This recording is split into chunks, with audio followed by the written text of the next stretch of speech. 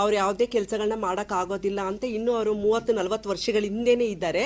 ಆದರೆ ಅವ್ರಿಗೆ ಗೊತ್ತಿಲ್ಲ. ಇವತ್ತು ಅವರು ನಮ್ಗೆ ಏನಾದರೂ ಅವಕಾಶಗಳು ಸಿಕ್ಕಿದ್ರೆ ಅವ್ರದೇ ಪಕ್ಷದ ಅಧ್ಯಕ್ಷರಾದಂಥ ರಾಹುಲ್ ಗಾಂಧಿ ಅವ್ರಿಗಿಂತನೂ ನಾವು ಅವ್ರ ಪಕ್ಷನಾಗ್ಲಿ ಅಥವಾ ಅವರ ಕಾರ್ಯಕ್ಷಮತೆಗಿಂತ ನಾವು ತುಂಬಾ ದಕ್ಷತೆಯಿಂದ ಆಡಳಿತವನ್ನ ನಡೆಸ್ತೇವೆ ಅಂತ ಹೇಳಿ ಹರಿಪ್ರಸಾದ್ ಅವರು ತಿಳ್ಕೋಬೇಕಾಗತ್ತೆ. ಅವ್ರು ಯಾವ ರೀತಿಯಾಗಿ ಈ ತರ ಆಲೋಚನೆ ಮಾಡ್ತಾ ಇದ್ದಾರೋ ನಮಗೆ ಗೊತ್ತಾಗ್ತಾ ಇಲ್ಲ. ಸೊ ಹರಿಪ್ರಸಾದ್ ಅವರು ಏನು ಹೇಳಿದಾರೋ ಈ ವಿಚಾರವನ್ನು ನಾವು ತುಂಬ ಖಂಡಿಸ್ತೀವಿ. ಹರಿಪ್ರಸಾದ್ ಅವರೇ, ನೀವು ತಿಳ್ಕೊಂಡಿರೋ ಹಂಗೆ ಮಂಗಳಮುಖಿಯರು ತುಂಬ ತುಚ್ಛವಾಗಿ ಜೀವನ ಮಾಡ್ತಾ ಇಲ್ಲ. ಅವಕಾಶ ಇಲ್ದಿರೋ ಅವರು ಭಿಕ್ಷೆ ಮಾಡ್ತಾ ಇದ್ದಾರೆ, ಲೈಂಗಿಕ ವೃತ್ತಿಯನ್ನು ಮಾಡ್ತಾ ಇದ್ದಾರೆ ಹೊರತು ನಿಮ್ಮ ಹಾಗೆ ಅವಕಾಶಗಳು ಸಿಕ್ಕಿದ್ರೆ ಖಂಡಿತ ನೀವು ದಕ್ಷಿಣ ಇದರಲ್ಲಿ ಬೆಂಗಳೂರು ದಕ್ಷಿಣದಲ್ಲಿ ನೀವು ಕಾಂಪೀಟ್ ಮಾಡಿದ್ರೆ ಇವತ್ತಿನವರೆಗೂ ನೀವು ಗೆಲ್ಲಕ್ಕಾಗಿಲ್ಲ. ನೀವು ಎಲೆಕ್ಷನ್ ನಿಂತ್ಕೊಂಡ್ರೆ ನಿಮಗಿಂತ ಒಂದು 2 ಓಟು ನಾವು ಬಹುಶಃ ಪಡಿಬೋದೇನೋ. ಹಾಗಿರುವಾಗ ನಿಮಗೆ ಕಾಂಗ್ರೆಸ್ಸಲ್ಲಿ ಒಂದು ಸ್ಥಾನಮಾನ, ನಿಮ್ಮ ಸ್ಥಾನಮಾನ ಏನು ಅಂತ ನೀವೇ ಒಂದ್ಸಲಿ ವಿಮರ್ಶೆ ಮಾಡ್ಕೋಬೇಕಾಗತ್ತೆ. ಬಿಜೆಪಿಯಲ್ಲಿ ನಮಗೆ ಏನ್ ಮಾಡಿದ್ದಾರೆ ಎತ್ತ ಅಂತ ಕೇಳಿದ್ರೆ, ಇವತ್ತು ಮಂಜಮ್ಮ ಜೋಗತಿಯವರು ಪದ್ಮಶ್ರೀ ಅವಾರ್ಡನ್ನ ಪಡೆದಿದ್ದಾರೆ. ಅದು ಬಿಜೆಪಿಯಿಂದ ಸಾಧ್ಯ ಆಗಿರೋದು. ಪದ್ಮಶ್ರೀ ಅವಾರ್ಡ್ ಅನ್ನೋದು ರೋಡಲ್ಲಿ ಭಿಕ್ಷೆ ಬೇಡವಂಥವ್ರಿಗೆ, ಕುಣಿಯುವಂಥವ್ರಿಗೆ ಸಿಗತ್ತೆ ಅಂತ ಹೇಳಿದ್ರೆ ಯಾರ ಕಾರಣದಿಂದ ಸಿಗತ್ತೆ, ಯಾವ ರೀತಿಯಾಗಿ ಸಿಗತ್ತೆ, ನೀವು ಯೋಚನೆ ಮಾಡಬೇಕು. ಬಿಜೆಪಿ ಪಕ್ಷದ ಬಗ್ಗೆ ನೀವು ಹೇಳ್ತೀರಾ. ಬಿಜೆಪಿನಾದ್ರೂ ಮಂಜಮ್ಮ ಜೋಗತಿಗೆ ಪದ್ಮಶ್ರೀ ಅವಾರ್ಡ್ ಕೊಟ್ಬಿಟ್ಟು ಅವರಿಗೆ ಜಾನಪದ ಅಕಾಡೆಮಿ ಪ್ರೆಸಿಡೆಂಟ್ ಪೋಸ್ಟನ್ನ ಕೊಟ್ಟು ಅಡ್ಮಿನಿಸ್ಟ್ರೇಷನ್ ಅಲ್ಲಿ ಮಾಡ್ಲಿಕ್ಕೆ ಅವ್ರಿಗೆ ಅನುಕೂಲ ಮಾಡಿಕೊಟ್ಟಿದೆ. ಅವ್ರಿಗೆ ನಮ್ಮ ಘನತೆಯನ್ನು, ನಮ್ಮ ಸಮುದಾಯದ ಘನತೆಯನ್ನ ಎತ್ತಿ ಹಿಡಿದಿದೆ. ಯಡಿಯೂರಪ್ಪನವರು 1% ರಿಸರ್ವೇಶನ್ ಕೊಡೋದ್ರ ಮೂಲಕ ಇವತ್ತು ಎಷ್ಟೋ ಜನ ಮಂಗಳಮುಖಿಯರು ಸರ್ಕಾರಿ ಉದ್ಯೋಗಗಳಲ್ಲಿ ಗುರುತಿಸಿಕೊಂಡಿದ್ದಾರೆ, ವಿಲೇಜ್ ಅಕೌಂಟೆಂಟ್ ಆಗಿದ್ದಾರೆ, ಮತ್ತೆ ಟೀಚರ್ಸ್ ಆಗಿದ್ದಾರೆ, ಬೇರೆ ಬೇರೆ ಗವರ್ಮೆಂಟ್ ಪೊಲೀಸ್ ಡಿಪಾರ್ಟ್ಮೆಂಟ್ ಅಲ್ಲಿ ಪ್ರಯತ್ನ ಮಾಡ್ತಾ ಇದ್ದಾರೆ. ಒಂದೇ ಪುಟ್ಟಾಗಿ ಹೆಜ್ಜೆ ಇಟ್ಕೊಂಡು ಬರ್ತಾ ಇದ್ದಾರೆ. ಆದ್ರೆ ನಿಮ್ಮ ಕಾಂಗ್ರೆಸ್ ಪಕ್ಷ ಯೋಚನೆ ಮಾಡಬೇಕು, ನಿಮ್ಮ ಕೊಡುಗೆ ಏನು ಈ ಸಮುದಾಯಕ್ಕೆ. ಇವತ್ತು ನಮ್ಮ ಹೆಸರನ್ನು ನೀವು ತೆಗೆದುಕೊಂಡಿದ್ದೀರಾ ಅರ್ಧನಾರೀಶ್ವರರು ಅಂತ ಹೇಳಿ. ನಿಮ್ಮ ಕೊಡುಗೆ ಏನು ಮಂಗಳಮುಖಿ ಸಮುದಾಯಕ್ಕೆ, ಬೇರೆ ವರ್ಗಗಳಿಗೆ, ಶೋಷಿತ ವರ್ಗಗಳಿಗೆ? ನೀವು ಒಂದು ರಾಜ್ಯಸಭೆಯ ಮೆಂಬರ್ ಆಗಿಬಿಟ್ಟು ಎಲ್ಲ ದಮನಿತ ಶೋಷಿತ ವರ್ಗಗಳ ಧ್ವನಿ ಆಗಿರಬೇಕಾಗಿತ್ತು. ಅಂಥದ್ರಲ್ಲಿ ನಿಮ್ಮಂಥವ್ರ ಬಾಯಿಂದ ಇಂಥ ಹೀನಾಯವಾದ ಮಾತುಗಳನ್ನ ಈ ಸಮಾಜ ಆಗಲಿ ಅಥವಾ ನಮ್ಮ ಸಮುದಾಯ ಆಗಲಿ ಎಕ್ಸ್ಪೆಕ್ಟ್ ಮಾಡಿರಲಿಲ್ಲ. ನೀವು ಯಾವ ರೀತಿಯಾಗಿ ಇಷ್ಟೆಲ್ಲ ಮಾತಾಡ್ತೀರಾ ಏನು ಅಂತ ನಿಮ್ಮ ಮಾತುಗಳನ್ನ ನೀವು ಇನ್ನೊಂದು ಸಲ ಆಲೋಚನೆ ಮಾಡಬೇಕಾಗತ್ತೆ. ಮತ್ತೆ ನೀವು ಹೇಳ್ತೀರಾ ಅರ್ಧನಾರೀಶ್ವರರು ಅಂದ್ರೆ ನೀವು ಅಂದ್ಕೊಂಡಿರೋಂಗೆ ತುಂಬಾ ಕಡಿಮೆ ಇಲ್ಲ. ಇಡೀ ಬ್ರಹ್ಮಾಂಡ ಮತ್ತೆ ಈ ಪ್ರಕೃತಿ, ಈ ಜಗತ್ತು ನಡೀತಾ ಇರೋದು ಅರ್ಧನಾರೀಶ್ವರ ತತ್ವದಿಂದ. ಅರ್ಧನಾರೀಶ್ವರ ತತ್ವ ಇಲ್ಲ ಅಂತ ಹೇಳಿದ್ರೆ ಎಷ್ಟೆಷ್ಟೋ ಇವತ್ತೆಲ್ಲ ಡೈವರ್ಸ್ಗಳೆಲ್ಲ ನೋಡ್ತಾ ಇದೀವಿ. ಯಾಕೆ? ಸ್ಕ್ಯಾಸಿಟಿ ಆಫ್ ಈ ಅರ್ಧನಾರೀಶ್ವರ ತತ್ವ ಇಲ್ಲದೆ ಇರೋದಕ್ಕಿಂತ ಪುರುಷ ತತ್ವ, ಸ್ತ್ರೀ ತತ್ವ ಮ್ಯಾಚ್ ಆಗದೆ ಇರೋದ್ರಿಂದ ಇವತ್ತು ಡೈವರ್ಸ್ ಆಗ್ತಾ ಇದೆ, ಬೇರೆ ಬೇರೆ ವಿಚಾರಗಳು ನಡೀತಾ ಇದೆ. ಅರ್ಧನಾರೀಶ್ವರರು ಅಂದ್ರೆ ನೀವೇನ್ ತಿಳ್ಕೊಂತೀರಾ? ಇವತ್ತು ಮಾರ್ಕಂಡೇಯ ಅಂತ ನೀವು ಕೇಳಿರ್ತೀರಾ ಋಷಿಗಳನ್ನ. ಅವರು ಏನ್ ಅಲ್ಪಾಯಸ್ಸಾಗಿ ಿರುವಾಗ ಇದೇ ಅರ್ಧನಾರೀಶ್ವರನ್ನ ಪೂಜೆ ಮಾಡಿ ಪೂರ್ಣಾಯಸ್ಸನ್ನ ತೆಗೆದುಕೊಂಡಿರುವಂಥದ್ದು ನಮ್ದು ಮಾರ್ಕಂಡೇಯ ಪುರಾಣದಲ್ಲಿ ನಾವು ನೋಡಿದೀವಿ. ನೀವು ತಿಳ್ಕೊಂಡಿರೋ ಹಂಗೆ ನಾವು ಕಡಿಮೆನೂ ಇಲ್ಲ, ನೀವು ಯೋಚನೆ ಮಾಡೋ ಹಂಗೆ ನಮ್ಮ ಇದನ್ನು ಸಹ ಕಡಿಮೆ ಏನಿಲ್ಲ. ಇವತ್ತು ನೀವು ಹೇಳ್ತಾ ಇದ್ದೀರಾ ಅವ್ರು ಕೊಟ್ರೆ ಚೆನ್ನಾಗಿರುತ್ತೆ ಅಂತ ಹೇಳಿದ್ರೆ, ಇಷ್ಟು ವ್ಯಂಗ್ಯವಾಗಿ ಹೇಳ್ತಾ ಇದ್ದೀರಲ್ಲ. ನಿಮಗೆ ಗೊತ್ತಿರಲಿ, ನೀವು ಹುಟ್ಟೋದ್ಕಿಂತ ಮುಂಚೆನೆ ಮಂಗಳಮುಖಿಯರು ಅಪ್ಪ ಅಮ್ಮನಿಂದ ದೂರ ಆಗಿರ್ತಾರೆ, ನೆರೆಹೊರೆಯಿಂದ ದೂರ ಆಗಿರ್ತಾರೆ, ಸಮಾಜದಿಂದ ದೂರ ಆಗಿರ್ತಾರೆ, ಫ್ರೆಂಡ್ಸಿಂದ ದೂರ ಆಗಿರ್ತಾರೆ, ಎಲ್ಲರಿಂದನೂ ದೂರ ಆಗಿರ್ತಾರೆ. ಇಂಥವ್ರು ಏನು ಸಮಾಜದಿಂದ ರಿಜೆಕ್ಟೆಡ್ ಆದವರು, ಫ್ಯಾಮಿಲಿಯಿಂದ ರಿಜೆಕ್ಟೆಡ್ ಆದವರು ಎಲ್ಲ ಒಂದು ಕಡೆ ಸೇರ್ಕೊಂಡು ಒಂದು ಕಿನ್ನರ್ ಸಮಾಜ ಅಂತ ನಾವು ಕಟ್ಕೊಂತೀವಿ. ಹರಿಪ್ರಸಾದ್ ಅವರೇ, ನಿಮಗೆ ನೆನಪಿರ್ಲಿ, ಈ ಕಿನ್ನರ್ ಸಮಾಜ ನೀವು ಹುಟ್ಟೋದ್ಕಿಂತ ಮುಂಚೆನೂ ಇತ್ತು. ನಿಮ್ಮ ಮುಂದಿನ ತಲೆಮಾರುಗಳು, ನಿಮ್ಮ ಮೊಮ್ಮಕ್ಕಳು ಅವರೆಲ್ಲ ಬಂದು ಹೋದ್ರೂ ಈ ಕಿನ್ನರ್ ಸಮಾಜ ಇರತ್ತೆ. ನಿಮಗಿಂತ ತುಂಬ ಚೆನ್ನಾಗಿ ನಾವು ಈ ಕಿನ್ನರ್ ಸಮಾಜವನ್ನ ಅಡ್ಮಿನಿಸ್ಟ್ರೇಟ್ ಮಾಡ್ತಾ ಇದ್ದೇವೆ. ನಮ್ಮ ರಾಜತಂತ್ರ, ರಾಜನೀತಿ ಕಿನ್ನರ್ ಸಮಾಜದಲ್ಲಿ ತುಂಬಾ ಚೆನ್ನಾಗಿದೆ. ನಮಗೇನಾದ್ರೂ ಅವಕಾಶ ಸಿಕ್ಕಿದ್ರೆ ನಿಮ್ಗಿಂತ ತುಂಬಾ ಚೆನ್ನಾಗಿ ನಾವು ಆಡಳಿತವನ್ನ ನಡೆಸ್ತೀವಿ. ನೀವು ಅಂದ್ಕೊಂಡಿರೋ ಹಂಗೆ ನಾವು ಕಡಿಮೆ ಇಲ್ಲ. ನಾವು ಮನುಷ್ಯರೇ. ನಾವೇನಾದ್ರೂ ಬೇರೆ ಕಡೆಯಿಂದ ಬಂದಿದ್ದೀವ ಅಥವಾ ನಾವೇನು ಅನಿಮಲ್ಸಾ? ನೀವು ಈ ರೀತಿಯಾಗಿ ಹೇಳೋವಂಥದ್ದು ನಿಮ್ಮ ರಾಜಕೀಯ ಕೆಸರಾಟಕ್ಕೆ ಮಂಗಳಮುಖಿಯರನ್ನ ಬಳಸ್ಕೊಳ್ಳೋ ಅಂಥದ್ದು, ನಮ್ಮನ್ನ ಇಟ್ಕೊಂಡು ನೀವು ರಾಜಕೀಯ ಮಾಡೋವಂಥದ್ದು ಎಷ್ಟು ಮಟ್ಟಿಗೆ ಸರಿ? ನೀವು ರಾಜ್ಯಸಭಾ ಮೆಂಬರ್ ಆಗಿ ನಿಮ್ಮ ನೈತಿಕ ಪ್ರಶ್ನೆಯನ್ನ ನೀವು ಮಾಡ್ಕೋಬೇಕಾಗತ್ತೆ.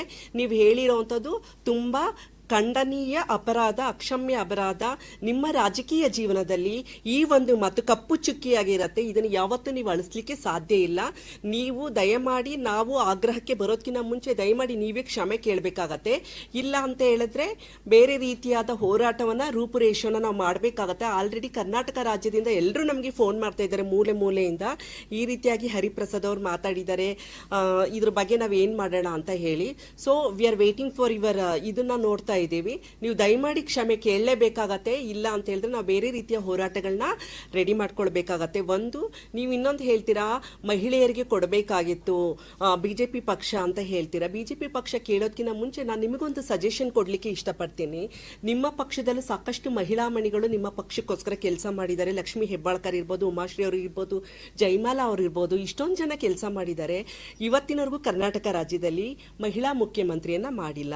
ನೀವು ಮಾಡಿ, ನಿಮ್ಮ ಪಕ್ಷಕ್ಕೆ ನೀವು ಸಜೆಷನ್ ಕೊಡಿ, ನಿಮ್ಮ ಹೈಕಮಾಂಡ್ಗೆ ಸಜೆಷನ್ ಕೊಡಿ, ನಿಮ್ಮ ಸೋನಿಯಾ ಗಾಂಧಿ ಮೇಡಮ್ಗೆ ಸಜೆಷನ್ ಕೊಟ್ಬಿಟ್ಟು ಕರ್ನಾಟಕ ರಾಜ್ಯದಲ್ಲಿ ಪ್ರಪ್ರಥಮ ಮಹಿಳಾ ಮುಖ್ಯಮಂತ್ರಿ ನಿಮ್ಮಲ್ಲಿರೋ ಮಹಿಳೆಯರನ್ನ ಯಾರನ್ನಾದ್ರೂ ಮಾಡಿ, ನೀವು ನಿಮ್ಮ ಗರಿ ಏನಿದೆಯೋ ಮಹಿಳಾ ಮುಖ್ಯಮಂತ್ರಿ ಮಾಡಿದಂಥ ಗರಿಯನ್ನ ನಿಮ್ಮ ಕಿರೀಟದಲ್ಲಿ ಇಟ್ಕೊಂಡು ಬೇರೆ ಪಕ್ಷಗಳಿಗೆ ಆ ರೀತಿಯಾಗಿ ಒಂದು ಏನು ಸಕಾರಾತ್ಮಕವಾಗಿ ಒಂದು ತಿಳಿ ಹೇಳೋವಂಥ ಕೆಲಸವನ್ನ ಮಾಡ್ಬೋದು. ಸಾಕಷ್ಟು ಜನ ನನ್ನ ಫ್ರೆಂಡ್ಸ್ಗಳು ನಿಮ್ಮ ಪಕ್ಷದಲ್ಲಿ ಸಾಕಷ್ಟು ಜನ ಕೆಲಸ ಮಾಡ್ತಾ ಇದ್ದಾರೆ. ಅವರಿಗೆ ನಿಮ್ಮ ಪಕ್ಷ ಯಾವ ಸ್ಥಾನಮಾನ ಕೊಟ್ಟಿದೆ? ಯಾವುದೋ ಒಂದು ಕಮಿಟಿಯಲ್ಲಿ ನಾಮಕಾವಸ್ಥೆಗೆ ಒಂದು ನೇಮನ್ನ ಕೊಟ್ಬಿಟ್ಟು ಅವ್ರನ್ನ ಸುಮ್ಮನೆ ಕೂತಿದ್ದೀರಾ. ಅದನ್ನ ಬಿಟ್ಬಿಟ್ಟು ನೀವು ಕೊಡಿ, ಇನ್ಕಮ್ ಸೋರ್ಸ್ ಇರೋವಂಥ ಕಮಿಟಿಯಲ್ಲಿ ಅವರಿಗೆ ಮೆಂಬರ್ನ ಮಾಡಿ, ಲೋಕಲ್ ಅಡ್ಮಿನಿಸ್ಟ್ರೇಷನ್ ಕಮಿಟಿಗಳಲ್ಲಿ ಅವ್ರನ್ನ ನಾಮಿನೇಟ್ ಮಾಡಿ, ಆ ರೀತಿಯಾಗಿ ಅವ್ರನ್ನ ಸದೃಢರಾಗಲಿಕ್ಕೆ ನಿಮ್ಮ ಪಕ್ಷದಲ್ಲಿರುವಂಥ ನನ್ನ ಸ್ನೇಹಿತೆಯರನ್ನ ಒಳ್ಳೊಳ್ಳೆ ನಿಗಮಗಳಿಗೆ, ಮಂಡಳಿಗಳಿಗೆ, ಅಡ್ಮಿನಿಸ್ಟ್ರೇಷನ್ಗಳಿಗೆ ನೀವು ಅವರನ್ನ ನಾಮಿನೇಟ್ ಮಾಡಿ, ಅದ್ರ ಮೂಲಕ ನೀವು ಘನತೆಯನ್ನು ಹೆಚ್ಚಿಸ್ಕೊಳ್ಳಿ. ಅಂತಹದ್ದನ್ನು ಬಿಟ್ಟು ನೀವು ಇಂಥ ತುಚ್ಛವಾದ ಹೀನಾಯವಾದ ಹೇಳಿಕೆಗಳನ್ನು ಹೇಳೋದ್ರ ಮೂಲಕ ನಾವು ನಿಮ್ಮ ಮೇಲೆ ಇಟ್ಟಿರುವಂಥ ಗೌರವವನ್ನು ನೀವು ಕಡಿಮೆ ಮಾಡ್ಕೋಬಾರ್ದು ಅಂತ ನಾನು ಹೇಳ್ತೀನಿ. ಮುಂದೆ ಅವ್ರ ನಡೆ ನೋಡಿಕೊಂಡು ನಾವು ಮುಂದೆ ಡಿಸೈಡ್ ಮಾಡ್ತೀವಿ ಮೇಡಮ್. ಕ್ಷಮೆ ಕೇಳಬೇಕು ಅವರು. ಏಕೆ ಅಂತ ಹೇಳಿದ್ರೆ ಅವರು ತುಂಬಾ ಮೇನ್ ಸ್ಟ್ರೀಮಲ್ಲಿ ಇರ್ತಕ್ಕಂಥವ್ರು. ಇವರೇ ನಮ್ಮನ್ನ ಈ ರೀತಿಯಾಗಿ ನೋಡಿದ್ರೆ ಪೋಖ್ರಿಗಳು, ಗೂಂಡಾಗಿರಿಗಳು ಮತ್ತೆ ಬೇರೆ ಬೇರೆಯವರು ಮತ್ತೆ ಸಮಾಜದಲ್ಲಿ ಬೇರೆ ಬೇರೆ ನಮ್ಮನ್ನು ಕಂಡ್ರೆ ಆಗದೆ ಇರೋವಂಥವ್ರು ನಮ್ಮನ್ನ ಬೇರೆ ಯಾವ ರೀತಿಯಾಗಿ ನೋಡಬಹುದು?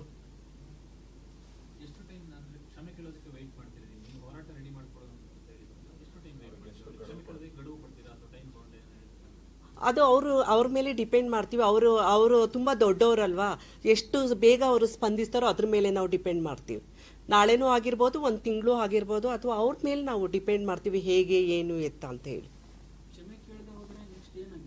ಕ್ಷಮೆ ಕೇಳಿದ್ರೆ ಖಂಡಿತ ನಾವು ಹೋರಾಟವನ್ನು ಮಾಡಲಿಕ್ಕೆ ನಮ್ಮ ಹಿರಿಯರ ಜೊತೆ, ನಮ್ಮ ಸಮುದಾಯದವ್ರ ಜೊತೆ ಚರ್ಚೆ ಮಾಡ್ತೀವಿ.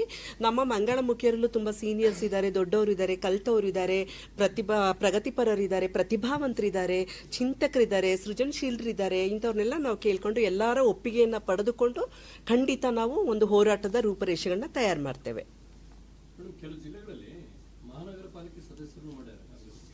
ಹಾಂ, ಎಲ್ಲಿ? ಬಳ್ಳಾರಿಯಲ್ಲಿ ಟಿಕೆಟ್ ಕೊಟ್ಟಿದ್ದಾರೆ, ಅವ್ರು ಇದು ಮಾಡಿದ್ದಾರೆ. ಆದರೆ ಅಡ್ಮಿನಿಸ್ಟ್ರೇಷನ್ ಯಾರ ಹತ್ರ ಇರತ್ತೆ? ನೀವೇನೋ ಮೆಂಬರ್ ಏನೋ ಮಾಡ್ತೀರಾ, ಇದ್ರಲ್ಲಿ ಮಾಡಿದ್ದಾರೆ, ಪರ್ವೀನ್ ಏನೋ ಅವ್ರ ಹೆಸರಿದೆ, ಅವ್ರು ಮಾಡಿದ್ದೀರಾ. ಅಡ್ಮಿನಿಸ್ಟ್ರೇಷನ್ ಮಾಡೋಕ್ಕೆ ಏನು ಕೊಡ್ತೀರಾ? ಯಾರ ಕೈ ಕೆಳಗಡೆ ಇರ್ತಾರೆ ಅವರು? ಫ್ರೀ ಹ್ಯಾಂಡ್ ಬಿಟ್ಟಿರ್ತೀರಾ? ಅಲ್ಲ, ಅವಕಾಶ ಕೊಟ್ಟಿದ್ದಾರೆ ನಿಜ. ಅವರು ನಮ್ಮ ಹತ್ರ ನೋವು ತೋಡ್ಕೊಂಡಿದ್ದಾರೆ. ಅವಕಾಶ ಕೊಟ್ಟಿರೋ ಅಂಥವ್ರು ನಮಗೆಲ್ಲೂ ಅಡ್ಮಿನಿಸ್ಟ್ರೇಷನ್ ಮಾಡೋಕ್ಕೆ ಬಿಡೋದಿಲ್ಲ. ಬೇರೆ ಸದಸ್ಯರಿಗೆ ಕೊಟ್ಟಂತಹ ಶೇರ್ಸ್ ಏನಿದೆಯೋ ಅವ್ರ ವಾರ್ಡ್ಗಳನ್ನ ಇಂಪ್ರೂವ್ಮೆಂಟ್ ಮಾಡಲಿಕ್ಕೆ ಬಜೆಟನ್ನು ಕೊಡೋ ಅಂಥದ್ದು ಇಂಥದ್ದೆಲ್ಲ ಏನಿಲ್ಲ. ಏನು ನಾಮಕಾವಸ್ಥೆಗೆ ಒಂದು ಇದು ಮಾಡಬೇಕು ಅನ್ನೋ ಥರದಲ್ಲಿ ಒಂದು ಕೊಟ್ಟಿರ್ತಾರೆ. ಅವ್ರು ಗೆದ್ದಿರ್ತಾರೆ, ಅವ್ರ ಜಾತಿಯಿಂದನೋ ಅವ್ರ ಧರ್ಮದಿಂದನೋ ಹೇಳ್ಕೊಂಡು ಲೋಕಲಿ ಅವ್ರು ಹೇಗಿರ್ತಾರೋ ಅದು ಆ ಥರದನ್ನ ಬಿಟ್ಬಿಟ್ಟು ಬೇರೆ ಏನು ಅವರಿಗೆ ಒಂದು ಬಜೆಟ್, ಅವ್ರ ವಾರ್ಡಿ ಬಜೆಟ್ ಕೊಡಲ್ಲ, ಬೇರೆದಕ್ಕೆ ಏನಿಲ್ಲ. ಬೇರೆಯವ್ರಿಗಿಂತ ನೀವು ಸಮಾನತೆ ಅಂತ ಕೊಟ್ಟರೆ ಸಮಾನವಾಗಿ ನೋಡಬೇಕು. ಹೋಗ್ಲಿ ತಗೋ ಅಂತ ನೀವು ತೋರಿಸೋ ಅನುಕಂಪ ಯಾರಿಗೆ ಬೇಕು? ಅನುಕಂಪದ ಮೇಲೆ ಕೊಡೋವಂಥ ರಿಸರ್ವೇಷನ್ ಇದು ನಮ್ಗೋಸ್. ಈಗ ನೋಡಿ, ಯಡಿಯೂರಪ್ಪನವರು 1% ರಿಸರ್ವೇಷನ್ ಕೊಟ್ಟರು. 3 ಜನ ವಿಲೇಜ್ ಅಕೌಂಟೆಂಟ್ ಹಾಕಿದ್ದಾರೆ. ನಾರ್ತ್ ಕರ್ನಾಟಕದಲ್ಲಿ 2 ಟೀಚರ್ಸ್ ಆಗಿದ್ದಾರೆ. ಪೊಲೀಸ್ ಡಿಪಾರ್ಟ್ಮೆಂಟಿಗೆ ಒಂದಷ್ಟು ಜನ ಇಲ್ಲದೆ ಇರುವಂಥ ಕಾಲದಲ್ಲಿ ನಾವು ಇದ್ದೀವಿ ಅಂತ ಒಂದು ಇಂಥ ಕೆಲಸಗಳಾಗಬೇಕೇ ಹೊರತು ನನಗೆ ಯಾರು ಫೇವರ್ ಇರ್ತಾರೋ, ನನ್ನ ಧ್ವಜ ಯಾರು ಇಡ್ತಾರೋ ಅವರು ಒಬ್ಬರಿಗೋಸ್ಕರ ಏನೋ ಕೆಲಸ ಮಾಡಿ ನಾನು ಮಾಡಿದೆ ಅಂತ ಹೇಳೋದು ತಪ್ಪಾಗತ್ತೆ.